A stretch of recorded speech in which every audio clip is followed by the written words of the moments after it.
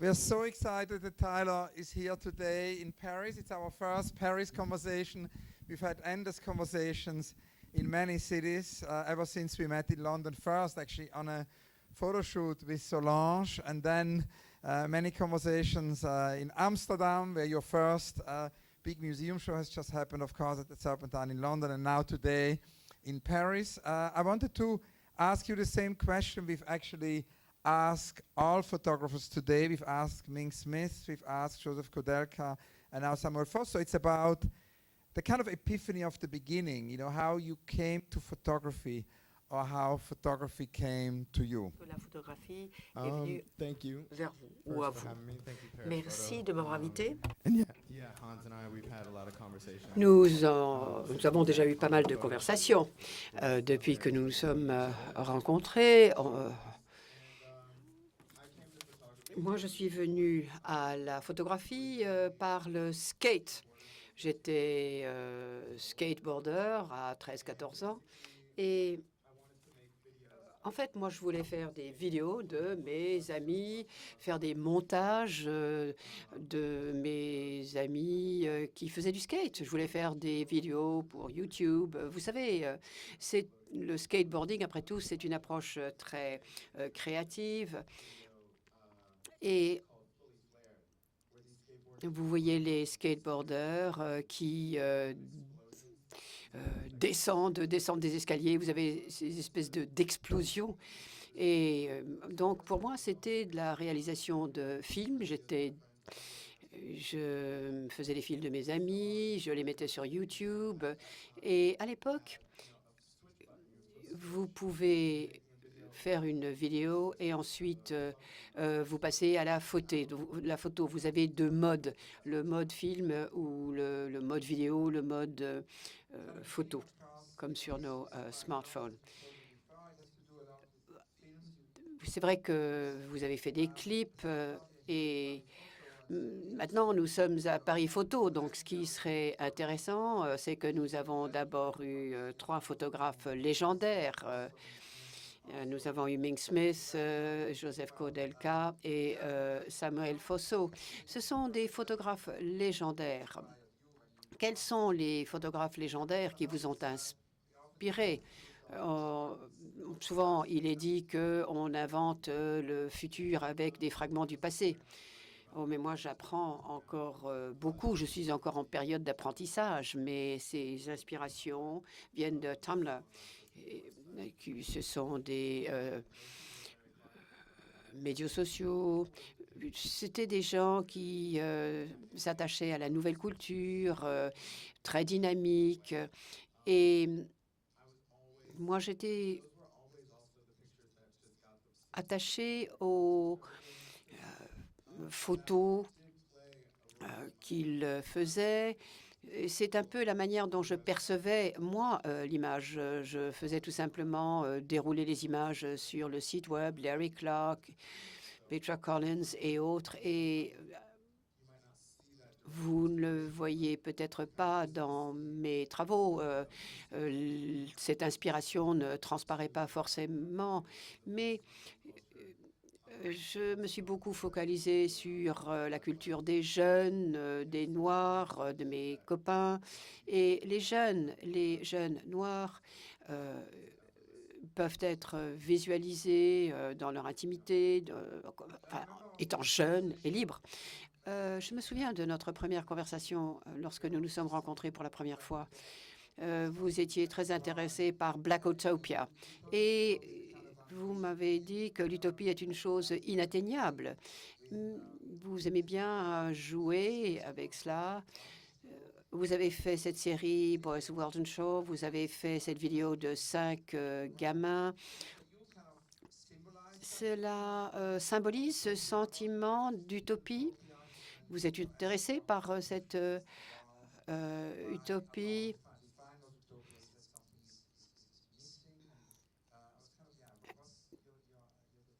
Quelle est votre définition de l'utopie? Il est bon de revenir un peu là-dessus.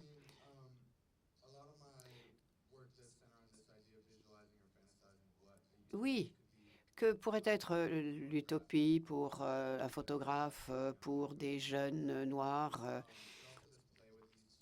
Et puis, je joue avec ces deux idées. Cette photo, par exemple, concerne les garçons qui sont en train de faire un peu du n'importe quoi dans une banlieue, mais j'ai vu beaucoup de personnes qui ont vu cette photo et on m'a dit, tiens, on dirait, il y a des saules là, on dirait que c'est la Géorgie alors que c'est quelque part en Angleterre. Pour cette série, on visualise les jeunes noirs qui tout simplement profitent de bon temps. C'est ma vision peut-être de Utopia. C'est intéressant. C'est cette idée de liberté dont nous avons parlé. Vous avez eu une première exposition à Amsterdam. Lorsqu'on parle de liberté, Koudelka en a beaucoup parlé aujourd'hui pendant le déjeuner. Il parle lui aussi beaucoup de liberté. Et il espère pouvoir reproduire la réalité. On peut aller au-delà de la représentation de cette liberté. Comment produire cette réalité? Et c'est le boulot de l'artiste. Il doit autoriser son imagination à montrer cette réalité. Il faut bien entendu également réaliser et il faut réagir à la réalité. À titre personnel, je vous dirais que de nombreuses images ont l'air belles ou simples. Il s'agit là de jeunes hommes et femmes. C'est vrai que je travaille pas mal sur les symboles de la beauté, la mode, pour visualiser ou créer et rendre à la réalité une image d'un jeune homme noir. Toutes ces images remettent en question ce que fait une famille américaine au travers de la mode. La famille américaine, voilà, une famille noire américaine. C'est peut-être de la fantaisie, mais c'était aussi de la réalité. On le rend à la réalité. Puis, il y a également cette idée de réalité que vous créez au travers des images. Vous m'avez dit un jour que vous créez votre propre réalité. C'est exactement ce qu'a dit Koudelka. Il a toujours dit, moi, je ne fais pas de la documentation, moi, je crée ma réalité. Et vous le faites au travers de vos photos. Il y a des choses qui ne sont peut-être plus réelles. Est-ce que j'ai dit ça au cours de notre entretien? Oui, mais tout ça est lié au fait que j'ai vécu dans un monde d'images et aussi parce que nous vivons au travers des images d'autres personnes, de nos amis. Nous sommes en train de comprimer toutes sortes d'images dans le temps, dans l'espace. Et notre relation à l'image est différente. Mais dans la création de l'image, j'utilise la mode ou des symboles autour de la famille, autour de l'identité noire. Il s'agit là d'images qui effectivement reflètent la réalité, mais qui donnent une dimension positive, mais toujours autour de la vie des Noirs. Ce qui m'a frappé lorsque nous nous sommes rencontrés est qu'il y a une certaine fluidité dans votre pratique. Dans la mesure, nous nous sommes rencontrés dans un contexte très interdisciplinaire. Nous avions rencontré des musiciens, des compositeurs, il y avait des gens de la mode. Et vous travaillez dans tous ces mondes. Nous sommes ici à Paris Photo, mais vous pourriez aussi bien participer à une conférence sur la mode ou alors au travers des médias sociaux. Et vous naviguez entre ces mondes. Vous allez de Vogue à des expositions de musées de manière tout à fait fluide. Alors revenons à ce phénomène de fluidité.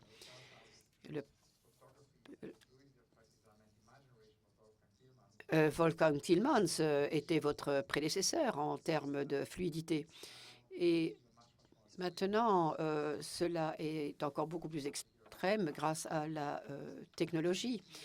Et si vous avez l'impression de appartenir à un de ces mondes, la photo, la mode ou autre, ou est-ce que vous êtes un caméléon? Auquel cas, vous seriez entre ces mondes. Moi, j'ai toujours sauté entre différents groupes lorsque j'étais à l'école et au collège. Moi, j'étais soit un solitaire ou alors j'allais d'un groupe à l'autre. Euh,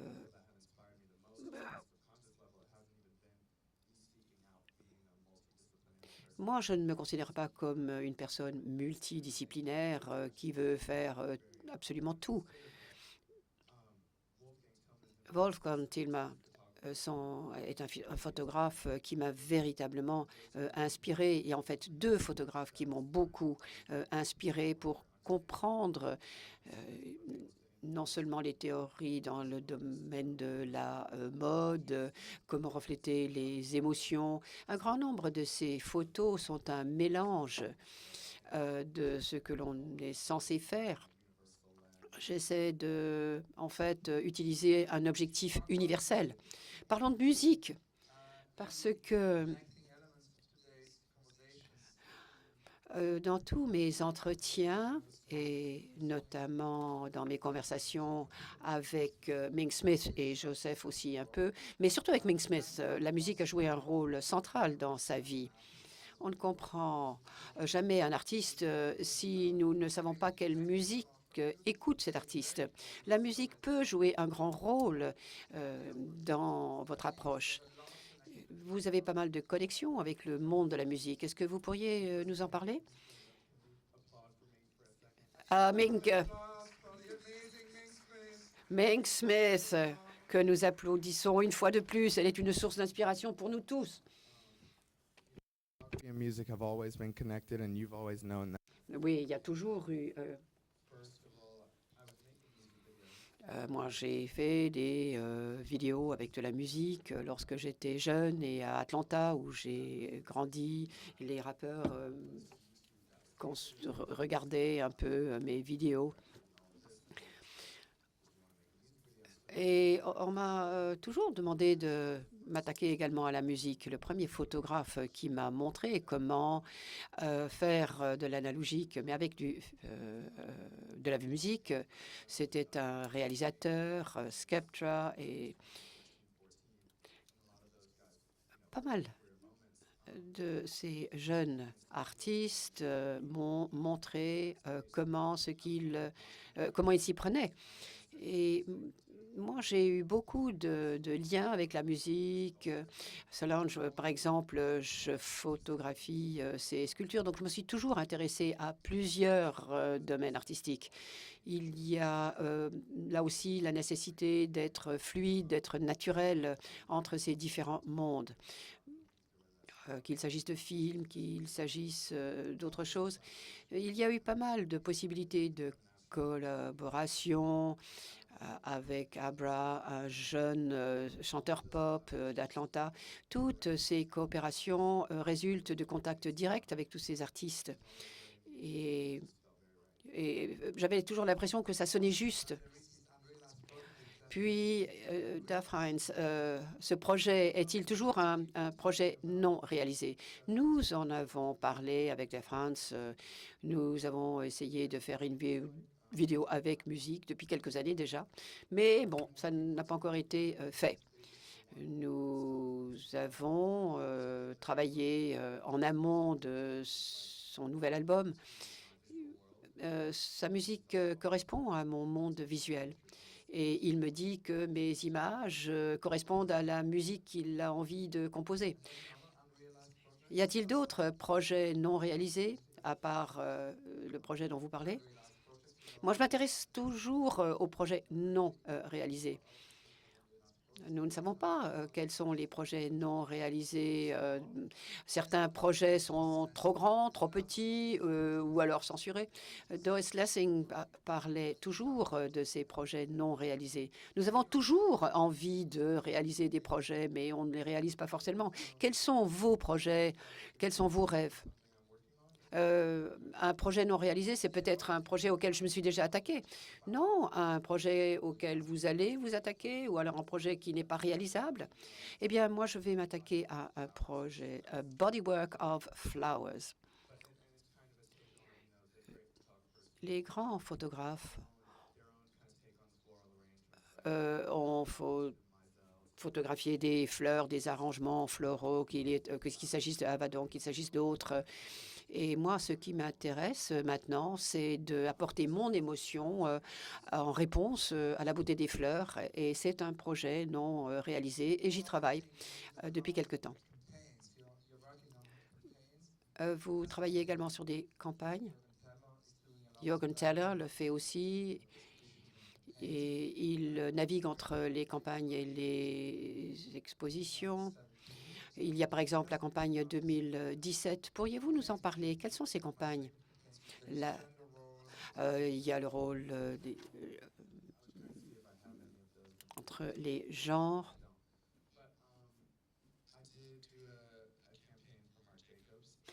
J'ai fait une campagne pour Marc Jacobs. J'ai fait quelques campagnes dans le domaine de la mode. Et j'essaie là aussi de travailler avec des jeunes. Il s'agit de projets pour des grandes maisons de la mode, mais cela apparaîtra également sur Instagram ou ailleurs. Et j'ai beaucoup de chance de pouvoir le faire. Je prends par exemple des corps noirs et je les applique également au monde de la mode. Avec Marc Jacobs, par exemple, il m'a demandé de faire des photos qui correspondent à sa collection pour 2015. Vous vous souvenez de cette horrible collection où tous les mannequins avaient des petites tresses. Souvenez-vous de ces défilés de mode qui ont été assez controversés.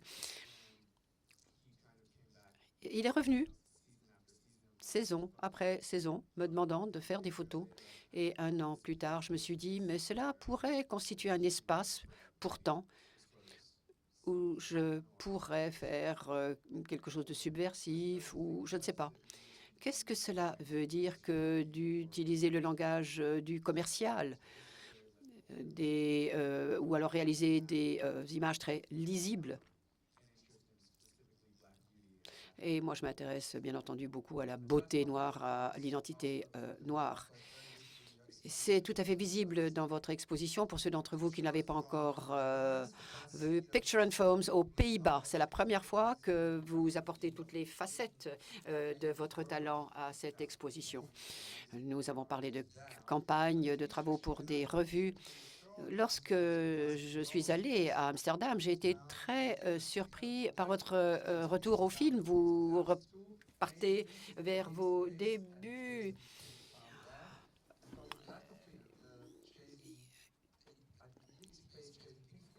Chasing Pink Film.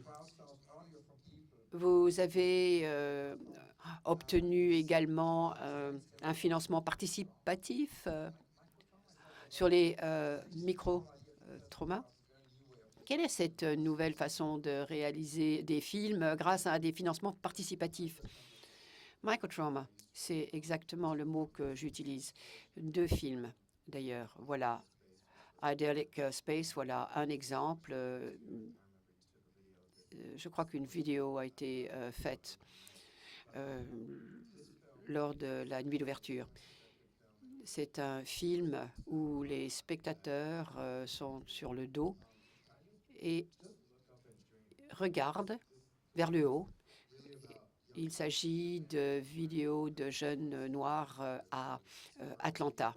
Et puis, j'essaie de montrer comment les jeunes pique-niquent, font du skate et prennent du bon temps dans une banlieue d'Atlanta. Et je me disait, mais qu'est-ce que cela veut dire d'être là, couché sur le dos et de regarder au plafond ces noirs d'Atlanta?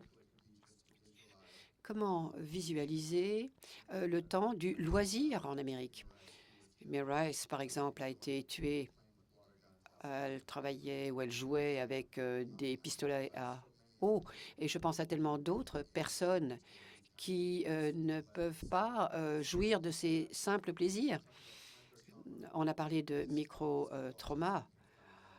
Il s'agit là de Chasing Pink Found Red, un autre film triangulaire, 3 écrans. Ça a été montré également à Foam, Amsterdam, où là aussi je montre des jeunes noirs à Central Park à New York. Et c'est assez en contraste par rapport aux histoires que je raconte grâce à ce financement participatif. J'essaie également d'avoir des voix enregistrées sur téléphone, sur ordinateur ou peu importe, racontant des anecdotes. Moi, j'ai maintenant de quoi alimenter 2 heures et demie. Il est évident qu'il a fallu que je condense pour en arriver à un narratif assez raisonnable. Et je me suis focalisée sur le micro-trauma. Pourquoi? Parce que j'ai pensé à tous ces petits moments où nous nous souvenons de moments précis au quotidien, plutôt que des grands traumatismes ou des grands actes violents que nous voyons au cinéma et toujours avec les Noirs. Là, il s'agit tout simplement de petits moments quotidiens où on parle de micro-agressions. Moi, j'appelle ça des micro-traumatismes. Donc, je me souviens de cet ami qui m'a dit innocemment à propos d'une fille blanche qu'il avait rencontrée à la suite d'un match de foot, lui noir, elle blanche, moment désagréable à l'époque pour lui, un micro-traumatisme. Je vous promets maintenant d'arriver au présent. Il n'y a rien de plus présent que vos revues. Mink Smith parle d'un grand livre. On parle beaucoup de livres. Vous aussi, vous travaillez sur des livres, mais aussi des revues. Et dans le Zeit Magazine, il y a un lien merveilleux avec Mink Smith. Et pourriez-vous nous en parler? Il faut parler de plus en plus vite. Il ne nous reste que 9 minutes. Lorsque l'on parle de revues, de magazines, j'aime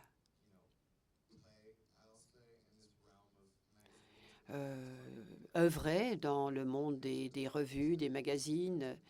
L'image doit être diffusée, comme l'ont dit un grand nombre de grands photographes. Les images, c'est une invention du photographe, l'image qui peut être diffusée plutôt que le tableau qui ne peut pas être vu autant que ces photos. Oui, moi, j'ai participé à un certain nombre de magazines montrant mes travaux, mais également les travaux d'autres. Il y a également le travail avec des réalisateurs. Je me souviens d'un travail avec un réalisateur, compositeur de musique. Il ne fait pas de photos. Eh bien, moi, j'ai fait pas mal de recherches et Roy, par exemple, s'intéresse au quotidien, au simple, la manière dont il décrit la vie quotidienne à New York. Et là aussi, il y a cette famille de Harlem, un père très simplement, il tient son fils par la taille. C'est un encouragement. il s'agit de redéfinir, de rassembler toutes ces images, de apporter aussi l'espoir à mes amis. Donc, nous avons repris pas mal de ces images. Moi, j'ai travaillé avec lui. Nous sommes pas mal parlé. Il est une référence pour moi, mais vraiment. Votre pratique a explosé de manière incroyable au cours de ces derniers mois. Combien de projets avez-vous en cours en même temps? On peut vous imaginer dans votre studio à New York. Eh bien, mon studio, c'est mon séjour.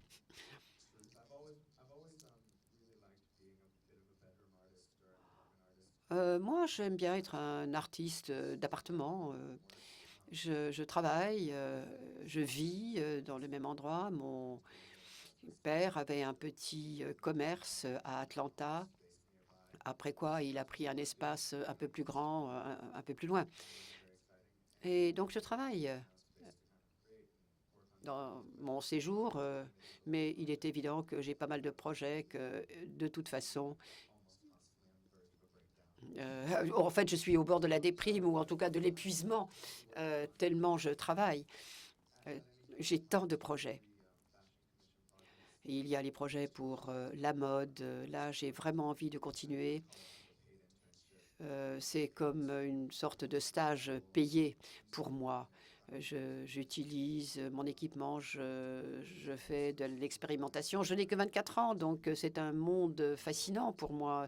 Pouvoir rencontrer de plus en plus de personnes, apprendre, voyager et continuer également mon travail personnel, faire des photos. Donc pour l'année prochaine, je travaille sur un certain nombre de livres. Je n'en dirai pas plus, mais je vais publier un livre avec Presto. Je vais également publier un livre en Allemagne et je continue à faire autant de choses institutionnelles que possible. Eh bien, nous avons parlé de beaucoup de choses. Tout cela est fascinant. Ce serait merveilleux si nous pouvions terminer cette conversation, si nous vous entendons parler de cette extraordinaire histoire.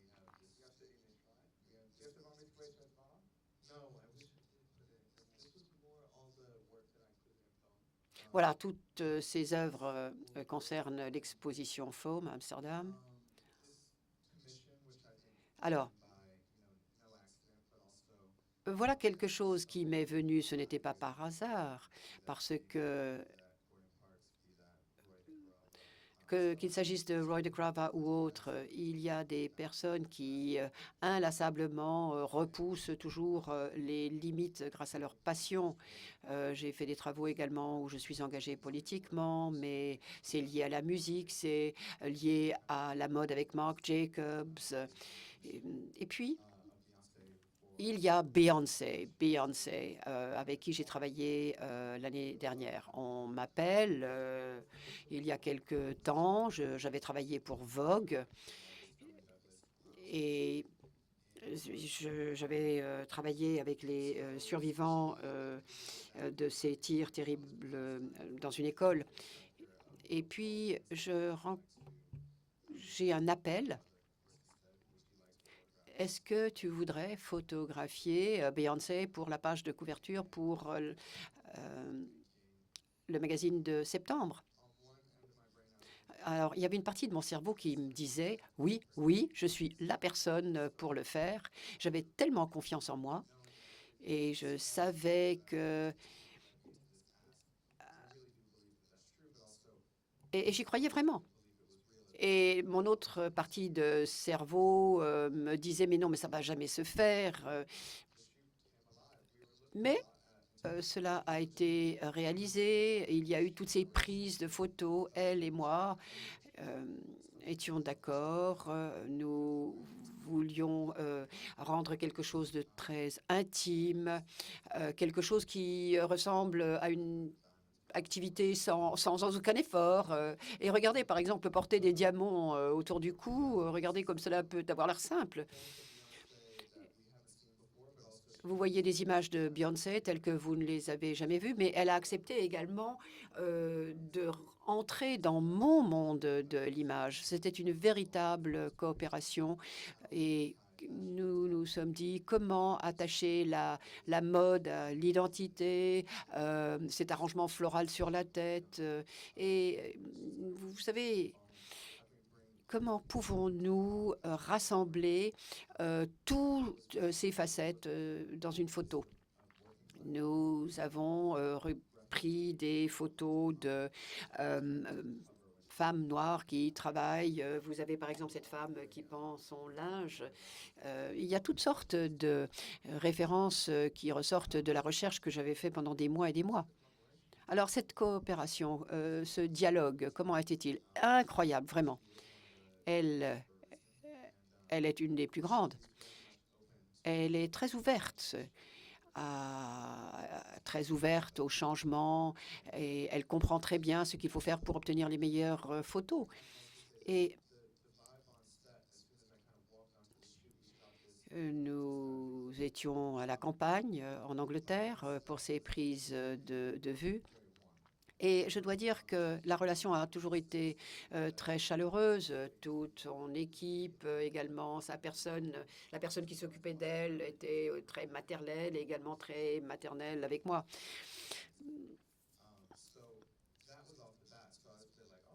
Je me suis dit, ah, bah, ça va être formidable. Tout était si ouvert, si chaleureux. Il n'y avait pas de porte fermée, si vous voulez. C'est incroyable d'être avec vous. Aujourd'hui, nous ne vous avions jamais rencontré. Faire une prise de vue, c'est épuisant. Avec Jürgen Teller, c'est quelque chose de très énergétique et demande beaucoup d'énergie. Mais c'est vrai. C'est ce que nous essayons de créer. C'est quelque chose qui est lié aux vibrations. C'est quelque chose qui est inexplicable. C'est une question de vibration. C'est une question d'énergie spécifique lorsque vous faites des photos. Mais lorsque nous prenions des photos, il y avait aussi des moments où nous parlions. Et je ne savais pas que tu travaillais avec Arthur Jaffo, mais qui est quelqu'un de tout à fait formidable. Tyler Mitchell, février 2018, il y a un grand nombre de personnes qui ne le connaissaient pas. Novembre 2019, Tyler Mitchell ne connaît toujours pas grand-chose au monde de l'art. Vous voyez, je suis toujours en plein apprentissage. Il y a une exposition à Serpentine Galleries, mais il y a aussi une exposition à Berlin.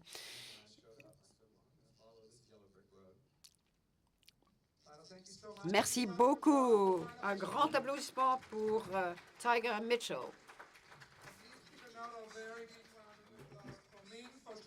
Ming, Joseph et Samuel. Merci à toutes et à tous. Merci à Paris Photo. Merci encore.